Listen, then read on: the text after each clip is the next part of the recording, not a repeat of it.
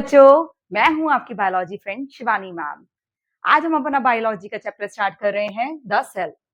Cell, जैसा कि हम सब जानते हैं, सेल क्या है? The fundamental unit of life, यानी कि हमारी बॉडी को बनाने का एक बेसिक स्ट्रक्चर। जैसा कि आप सब जानते हैं कि हमारी बॉडी को अगर हम सबसे बिल्कुल माइनर फॉर्म में देखें तो वो बनी होती है सेल से। द ग्रुप ऑफ सेल, उसको आप क्या कहेंगे? टिश्यूज। और फिर टिश्यूज के बाद ऑर्गन्स का फॉर्मेशन होता है, और ऑर्गन्स के बाद हमारा पूरा इंडिविजुअल स्ट्रक्चर बन जाता है। तो ये धीरे धीरे धीरे धीरे प्रोसेस होके आपका पूरा कंप्लीट, आप जो इंडिविजुअल्स बने हैं वो ऐसे बने हैं। ठीक है, तो सब स्टार्टिंग में सबसे पहले हम पढ़ेंगे the study of cell is known as cytology. ठीक है, अब हम इसकी हिस्ट्री की तरफ जाते हैं कि इसको सबसे पहले किसने देखा और कैसे किसने पता लगाया कि हाँ इसे सेल कहते हैं। सबसे पहले देखा था हमारे रॉबर्ट हुक ने। रॉबर्ट हुक ने 1665 में सबसे पहले देखा कि एक सेल, एक बॉक्स लाइक स्ट्रक्चर्स देखे उन्होंने कुछ। वो उन्होंने एक्चुअली उनका खुद का बनाया हुआ माइक्रोस्कोप था, उसके अंदर इन्होंने इस टाइप के ब्रिक लाइक स्ट्रक्चर्स देखे कि लाइक दिस, इस तरह के स्ट्रक्चर्स देखे। तो ये स्ट्रक्चर्स देख के उन्होंने ये वाली बात कही कि ये कुछ डिफरेंट है, तो उन्होंने इसका ये कहा कि एक कंपार्टमेंट की तरह है। तो वहां पर उन्होंने अपनी लैंग्वेज में इसको दिया नाम सेल। ठीक है, लेकिन ये सबसे पहले जो इन्होंने डिस्कवर किए थे वो इन्होंने डेड सेल में किए थे। द सेल कॉर्क सेल में, जैसे कि वो, क्योंकि हम सबको पता है कॉर्क सेल में जो सेल्स होती हैं वो डेड होती हैं। लिविंग सेल्स की डिस्कवरी की वो थे हमारे सर ल्यूवन हुक। ठीक है, अब हम जो पढ़ते हैं नेक्स्ट, हम चीज बहुत इंपॉर्टेंट है ये सेल थ्योरी। सेल थ्योरी ये ज्यादातर क्वेश्चंस में चैप्टर एग्जाम्स में पूछी जाती है, आपको ये बाय हार्ट रेडी करनी चाहिए। सेल थ्योरी जो कि हमारी 1839 में दी गई थी। अब हमारी जो सेल थ्योरी दी गई थी वो हमारे दो साइंटिस्ट ने मिलकर दी थी 1839 में। ठीक है, हमारे वो साइंटिस्ट के नाम है शेल्डन एंड स्वान। ये दो साइंटिस्ट हैं जिन्होंने हमारी सेल थ्योरी दी थी। ठीक है, लेकिन और इनके जो दो मेन पॉइंट्स थे जो इन्होंने एक्सप्लेन करे थे, वो दो पॉइंट्स थे, all living organism are composed of cell.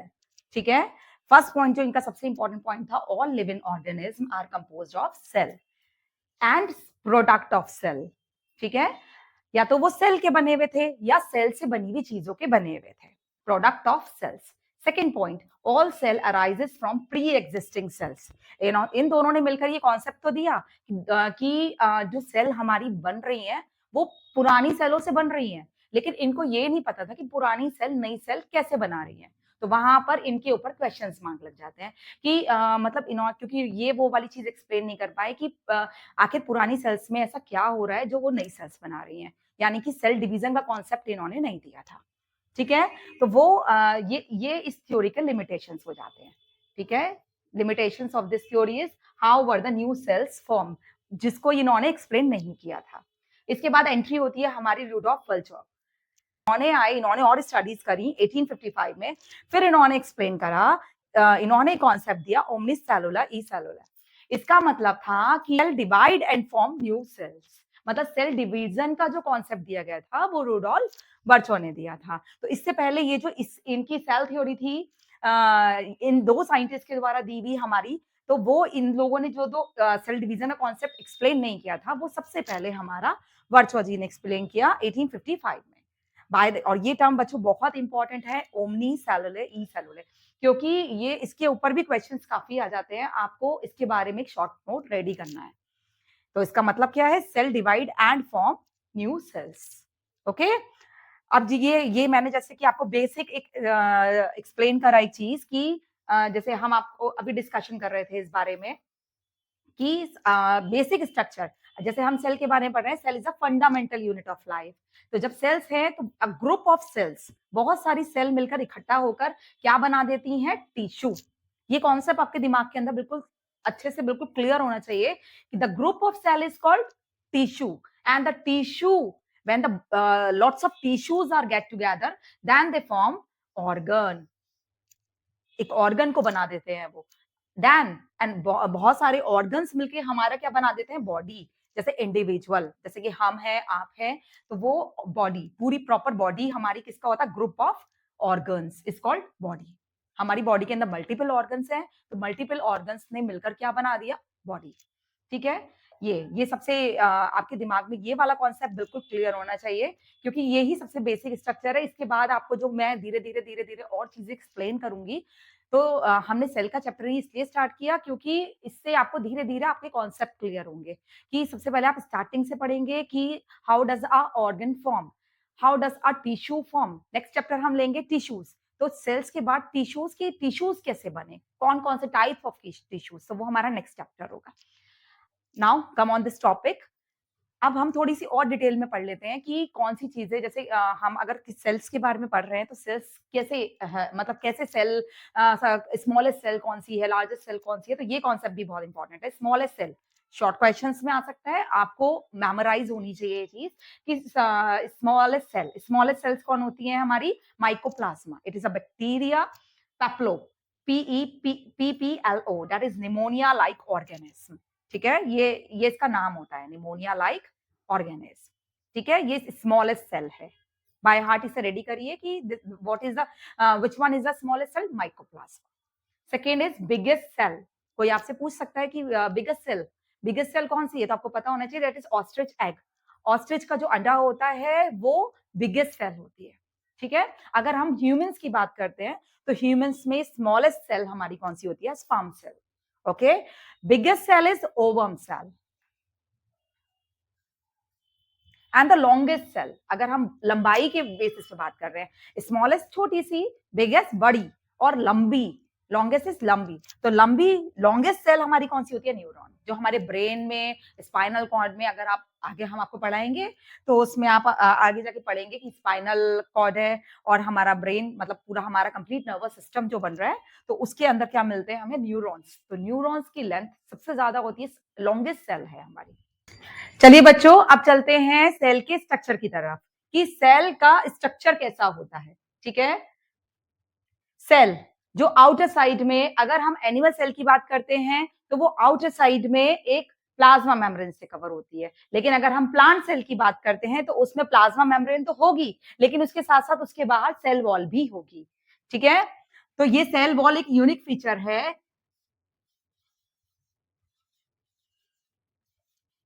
सिर्फ प्लांट सेल का। ठीक है, एनिमल सेल्स में सेल वॉल नहीं होती है। इसके आगे आप अंदर आते हैं, तो अंदर आप देखिए ये न्यूक्लियस, सबसे सेंटर में main part of the main organelle of the cell is nucleus. तो न्यूक्लियस आप देख रहे हैं, न्यूक्लियस के अंदर हमारे कौन कौन से स्ट्रक्चर हैं? Nucleolus and chromatin threads. Chromatin threads होते हैं जो कि डीएनए कंटेंट होते हैं, जिनके अंदर डीएनए प्रेजेंट होता है। DNA is deoxyribo nucleic acids. ठीक है, अब आप उसके देखते हैं, अगर आप न्यूक्लियस के बारे में देखते हैं, तो न्यूक्लियस हमारा एक मेम्ब्रेन से कवर है, that is called as a nuclear membrane. Next, आप इसके अंदर देखते हैं न्यूक्लियर मेम्ब्रेन से अटैच कुछ स्ट्रक्चर्स आपको दिखाई दे रहे हैं, लाइक दिस। देखिए, ये अगर हम एक न्यूक्लियर मेम्ब्रेन, ये हम एक न्यूक्लियस कंसीडर करते हैं, तो इसकी क्या हो गई? That is called as a nuclear membrane. और इस न्यूक्लियर मेम्ब्रेन के से जुड़े हुए हमारे, और हमने आपको एक चीज और बताई कि न्यूक्लियस के अंदर क्या है? Nucleolus, that is called as a nucleolus. और इसके अंदर क्या है? ये thread like structure, that is called as a chromatin. ठीक है, अब इसके अंदर जो लिक्विड फिल होगा that is called as a nucleoplasm. एक लिक्विड फिल होगा दैट इज कॉल्ड न्यूक्लियोप्लाज्म। तो हम इसके स्ट्रक्चर को एक बार थोड़ा सा एक्सप्लेन करते हैं, बाकी हम आपको अभी सेल ऑर्गेनेल कराएंगे तो उसमें हम पूरा स्ट्रक्चर आपको डेवलप कर डिस्क्राइब करके दिखाएंगे विद नेम्स। ठीक है, ये मैं आपको एक रफ आइडिया के लिए एक्सप्लेन कर रही हूँ कि हमारा न्यूक्लियस की आपको एक रफ आइडिया हो जाए कि एक सेल होती कैसे है। तो हमने ये न्यूक्लियस के बारे में पढ़ लिया। अब इसके बारे में अगर हम यहाँ देखेंगे तो आप ये देखिए, न्यूक्लियर मेम्ब्रेन से स्ट्रक्चर, ये कुछ न्यूक्लियर मेम्ब्रेन, अब आप पढ़ेंगे कि न्यूक्लियर मेम्ब्रेन भी बाई लेयर स्ट्रक्चर होता है, 2 लेयर्स होती है न्यूक्लियस की। ठीक है, तो अब इसके बाहर जो आउटर वॉल होती है न्यूक्लियस की, उससे हमारी क्या है कि कुछ स्ट्रक्चर्स प्रेजेंट है, that is called as a endoplasmic reticulum. ये आप पढ़ेंगे एंडोप्लाज्मिक। डिटेल स्टडी हम करेंगे, जस्ट फॉर रफ आइडिया मैं आपको एक्सप्लेन कर रही हूँ। ठीक है, this is called as a ER. ER is endoplasmic reticulum. हम जल्दी जल्दी करते हैं ताकि हम आगे के टॉपिक्स भी फटाफट कवर करें, इसलिए मैं आपको एक रफ आइडिया में फटाफट समझाती हूँ। इसके बाद आप यहाँ पे पढ़ेंगे that is called as a Golgi body. ठीक है, गोल्जी बॉडी, फिर धीरे धीरे उसमें वेसिकल्स होती हैं, वो बाद में लाइसोसोम्स में कन्वर्ट होती हैं। ठीक है, इसके अंदर हमारे जो है थोड़े-थोड़े आपको ये राइबोसोम्स भी देखने को मिलेंगे, ठीक है? अब इसके बाद हमारे इसमें आपको थोड़ा-सा स्ट्रक्चर जैसे कि है ये 2 ये that is called as a centrosome, ये सेंट्रोसोम स्ट्रक्चर भी देखने को मिलेगा, ठीक है? जैसे कि मैंने आपको एक्सप्लेन करा cytoplasm plus nucleoplasm is combinedly called as a protoplasm. Mitochondrias भी दिखेंगे। थोड़ा-सा आइडिया हुआ आपको कि एक सेल का स्ट्रक्चर कैसा होता है इन अ रफ फॉर्म, ठीक है? फेयर फॉर्म हमें अभी आगे सेल ऑर्गेनेल जैसे-जैसे डिस्कशन करेंगे वैसे-वैसे आप लोग उसे और अच्छे से समझ पाएँगे। नेक्स्ट अब हम करते हैं एक सेल का। आगे चैप्टर को कंटिन्यू करते हैं सेल। अगर हम सेल के बारे में स्टडी करते हैं तो सेल की शेप्स भी अलग-अलग होती हैं। सेल के साइजेस भी अलग-अलग होते हैं, सेल के नंबर्स भी अलग-अलग होते हैं। ठीक है? अगर हम शेप की बात करते हैं तो आप सबसे बेसिक स्ट्रक्चर जो आपने अभी प्रीवियस क्लासेस में पढ़ा होगा अमीबा। अमीबा, पैरामीशियम ये बहुत बेसिक स्ट्रक्चर है। मैं उसी को कंटिन्यू करते हुए आपको एक्सप्लेन करती हूँ।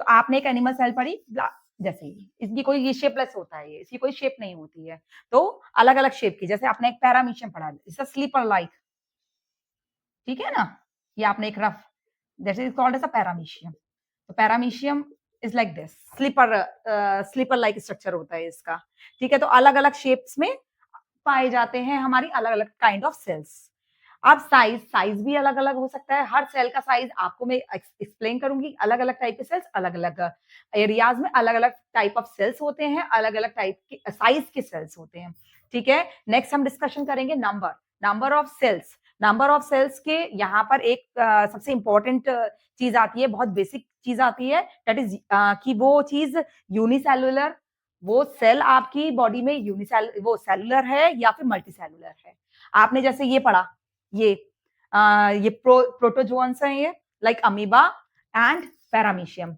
ये दोनों क्या होते हैं दे आर यूनिसेलुलर स्ट्रक्चर्स तो हम यूनिसेलुलर और मल्टीसेलुलर जब बहुत सारी सेल्स मिलकर एक पर्टिकुलर टिश्यू का फॉर्मेशन कर रहे हैं तो हम उसे या एक पर्टिकुलर एनिमल या ऑर्गेनिज्म एक से ज्यादा सेल के साथ पाया जा रहा है तो उसे कहते हैं मल्टीसेलुलर अगर आप लोग इंटरेस्टेड हैं आप लोगों को जरूरत है तो आप प्लीज मुझे बताइए मैं इन दोनों में डिफरेंस भी आपको एक्सप्लेन करूंगी प्लीज आप कमेंट बॉक्स में मुझे ये एक्सप्लेन करिए कमेंट करिए कि आप अगर इन दोनों का डिफरेंस देखना चाहते हैं कि मैं इनका डिफरेंस आपको एक्सप्लेन करूं तो प्लीज आप मुझे ये कमेंट बॉक्स में बताइए नेक्स्ट अब हम अपनी डिस्कशन को आगे करते हैं अब हम सेल कंपोनेंट्स के बारे में बात करते हैं ये हमने जो रफ आइडिया आपको दिया उसके बारे में अब डिटेल में वो चीज हम आपके साथ डिस्कस करेंगे सेल कंपोनेंट इज सबसे पहले अगर हम बात कर रहे हैं तो मैं वो सीक्वेंस आप लोगों से डिस्कस कर रही हूँ जिसमें मैं आगे कंटिन्यू करूंगी cell component is cell wall cell membrane जिसे आप प्लाज्मा मेम्ब्रेन भी कह सकते हैं